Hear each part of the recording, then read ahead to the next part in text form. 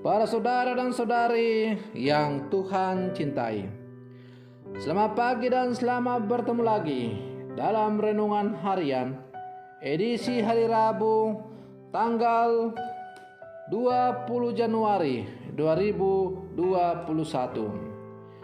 Mengawali hari yang baru ini, kita hendak mendengar dan merenungkan sabda Tuhan. Marilah sebelum kita mendengar dan merenungkan sabda Tuhan, kita berdoa. Dalam nama Bapa dan Putra dan Roh Kudus. Amin. Allah Bapa pencipta alam semesta, Engkau telah mengutus Sang Raja Damai datang ke dunia untuk menyelamatkan kami. Semoga kami dapat meneladan cinta kasih-Nya kepada manusia yang menjiwai seluruh hidupnya. Bersabdalah ya Tuhan, kami siap untuk mendengarkan. Semoga sabda-Mu yang hendak kami dengar dan kami renungkan untuk mengawali hari yang baru ini sungguh semakin menjiwai seluruh kehidupan kami. Terpujilah Engkau Bapa, Putra dan Roh Kudus, kini dan sepanjang segala masa. Amin. Para saudara dan saudari yang Tuhan cintai, sabda Tuhan yang hendak kita dengar dan kita renungkan untuk mengawali hari yang baru ini, hari Rabu tanggal 20 Januari 2021, diambil dari Injil Markus pasal 3 ayat 1 sampai 6. Tuhan sertamu. Inilah Injil Tuhan kita Yesus Kristus menurut Santo Markus. Pada suatu hari Sabat, Yesus masuk ke rumah ibadat. Di situ ada seorang yang mati sebelah tangannya. Orang-orang Farisi mengamati Yesus kalau-kalau ia menyembuhkan orang itu pada hari Sabat, supaya mereka dapat mempersalahkan Dia. Kata Yesus kepada orang yang mati sebelah tangannya itu, "Mari berdirilah di tengah." Kemudian Yesus berkata kepada mereka, "Manakah yang diperbolehkan pada hari Sabat, berbuat baik atau berbuat jahat, menyelamatkan nyawa orang atau membunuh orang?" Tetapi mereka itu diam saja. Yesus jengkel karena ketegilan mereka. Dengan marah ia memandang sekeliling, lalu berkata kepada orang tadi, "Ulurkan tanganmu." Ia pun mengulurkan tangannya dan sembuhlah seketika. Lalu keluarlah orang-orang Farisi dan segera bersekongkol dengan orang-orang Herodian untuk membunuh Dia.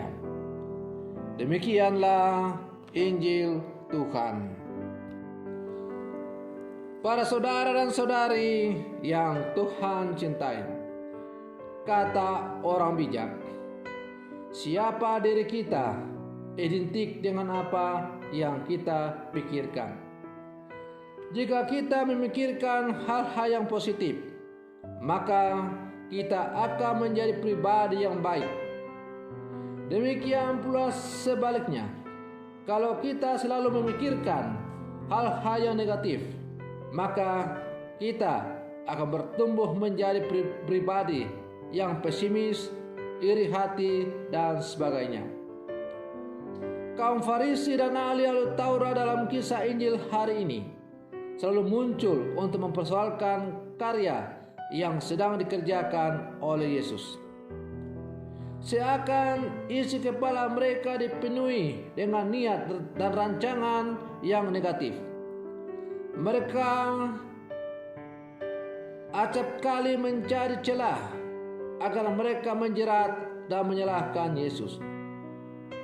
Bagi mereka, segala sesuatu yang dilakukan oleh Yesus adalah negatif, karena menjadi saingan untuk mereka.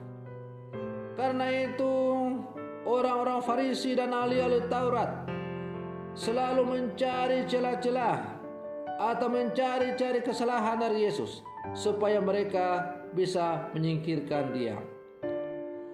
Para saudara dan saudari yang Tuhan cintai, bagi Yesus yang terutama dalam menjalankan hukum itu adalah keselamatan jiwa-jiwa dari manusia. Dan karena itu ketika dihadapkan kepadanya orang yang lumpuh sebelah tangannya, dan kemudian orang-orang Farisi dan ahli-ahli Taurat sedang mengamati supaya mencari celah bagaimana untuk menjerat Yesus, maka Yesus memanggil orang yang mati sebelah tangannya itu dan berdiri di tengah. Kemudian Yesus bertanya kepada mereka, manakah yang diperbolehkan pada hari Sabat, menyelamatkan orang atau membunuhnya, berbuat baik atau berbuat jahat? Orang-orang Farisi dan ahli-ahli Taurat bungkam, tidak dapat menjawab. Kenapa? Mereka tidak dapat menjawab karena mereka malu. Mereka malu pada diri mereka sendiri. Sebagai seorang tokoh agama yang mengenal baik kitab suci, mereka sebenarnya tahu bahwa apa yang dilakukan oleh Yesus itu adalah sungguh-sungguh baik adanya. Yesus itu adalah Sang Penyelamat, utusan Allah yang datang ke dunia untuk membebaskan manusia. Tapi dasar karena orang-orang Farisi dan ahli Taurat ini selalu dipenuhi pikirannya dengan hati yang negatif, dengan pikiran-pikiran jahat, karena mereka merasa tersingkir dengan kehadiran Yesus. Mereka tidak lagi bisa mempertahankan status quo mereka sebagai seorang tokoh agama. Mereka tidak lagi bisa mempergunakan status mereka sebagai seorang hamba Tuhan, sebagai seorang tokoh agama untuk memperoleh keuntungan tertentu karena status mereka sebagai seorang tokoh agama. Akibatnya bahwa mereka iri hati karena orang-orang sudah tidak datang lagi kepada mereka, tapi mereka pergi kepada Yesus yang sungguh-sungguh membebaskan mereka dari belenggu-belenggu yang menjerat mereka. Dan karena itu dalam arti yang kasar bahwa para tokoh-tokoh agama ini, para ahli Taurat, orang Farisi ini kehilangan piring makan. Nah, tentu kita bisa membayangkan orang yang kehilangan piring makan, dia pasti diliputi rasa marah.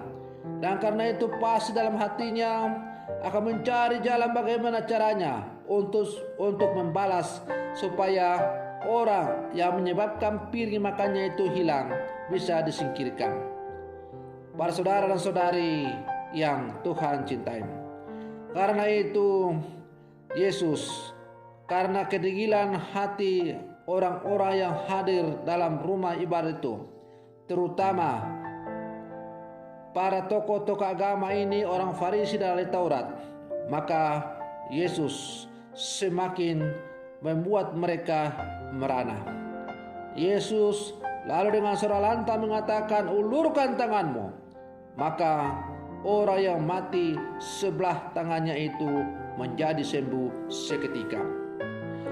Para saudara dan saudari yang Tuhan cintai, bisa jadi dalam kehidupan kita sebagai orang-orang beriman, kita juga memiliki sikap seperti orang-orang Farisi dan ahli-ahli Taurat.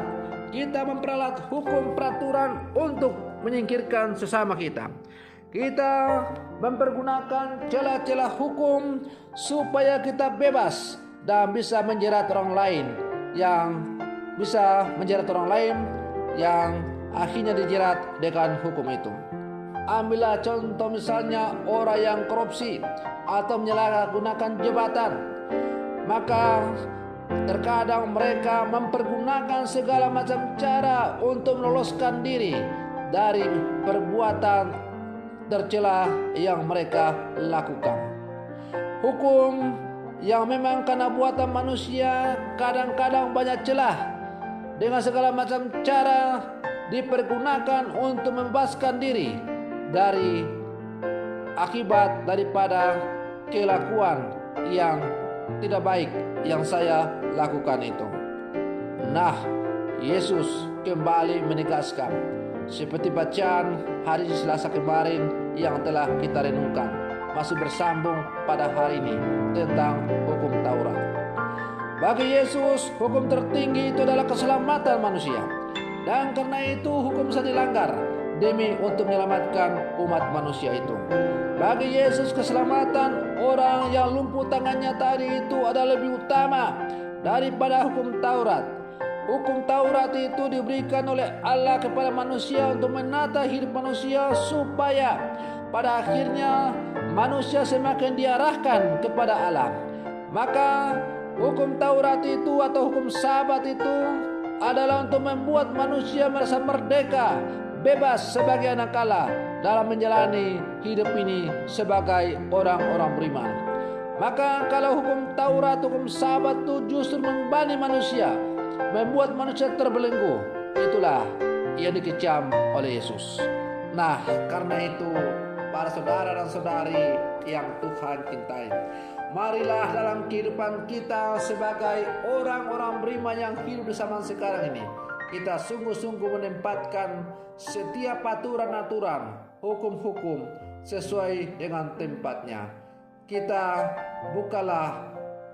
janganlah kita jatuh pada sikap legalisme yang pada akhirnya hukumnya seharusnya membuat manusia merdeka di hadapan Allah, justru membuat manusia terbelenggu dan akhirnya tidak bebas menikmati hidup sebagai anak-anak Allah. Maka mari dalam kehidupan kita sehari-hari kita semakin meningkatkan mutu iman kita supaya kita semakin dekat dengan Tuhan. Semoga demikian. Selamat pagi. Tuhan Yesus memberkati.